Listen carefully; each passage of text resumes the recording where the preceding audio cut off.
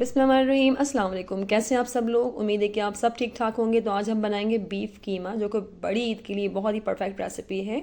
तो यहाँ पर मैंने 1 किलो कीमा ले लिया है। मैंने फ्लेम को ऑन कर दिया है। तो इसमें मैं 4 अदद दरमियाने साइज़ की प्याज मैंने डाल दी है। प्याज को मैं रफली काट लिया था। तो इसमें 2 खाने के चम्मच मैं लहसुन का पेस्ट ऐड कर दूँगी।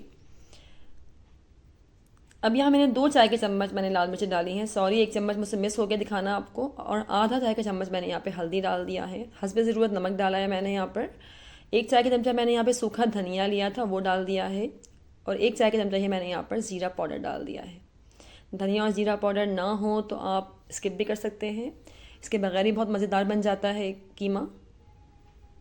अब यहाँ पे मैंने 2 गिलास पानी लेके इसमें डाल दिया है और थोड़ा सा इसको मिक्स कर लेंगे।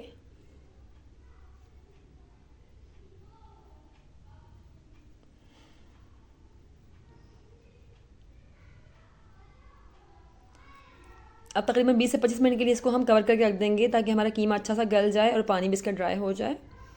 ये देखिए 20 से 25 मिनट के बाद हमारा जो पानी है काफ़ी हद तक ड्राई हो गया है और कीमा भी हमारा गल गया है।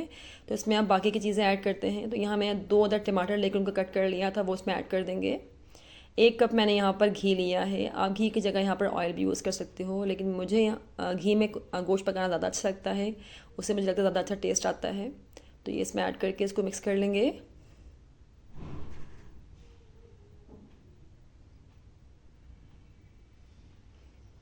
ये देखिए अच्छे से मिक्स कर लिया हमने। अब यहाँ मैंने आधा कप मैंने यहाँ पर दही लिया है। दही को अच्छे से फेंट लीजिएगा पहले, वो इसमें ऐड कर देंगे।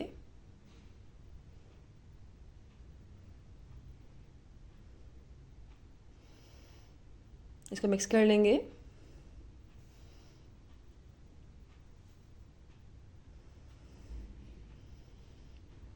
और 10 मिनट के लिए मज़ीद इसको हम कवर करके रख देंगे, ताकि हमारा पानी जो है इसका बिल्कुल ड्राई हो जाए।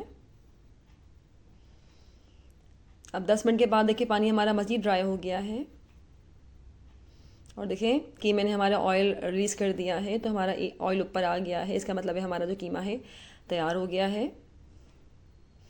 तो यहाँ मैंने हरी मिर्ची और अदरक को बारीक बारीक कट कर लिया था, तो वो इसमें ऐड कर देंगे। इसको थोड़ा सा मिक्स कर लेंगे।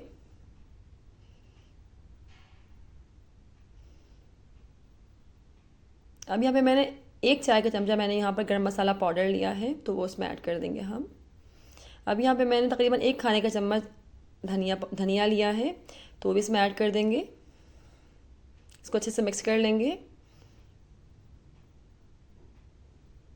अब ये देखिए माशाल्लाह से हमारा मज़ेदार सा कीमा बनकर रेडी हो गया है। तो हम फ्लेम को ऑफ़ करते हैं। अब आपको उसका फाइनल लुक दिखाती हूँ।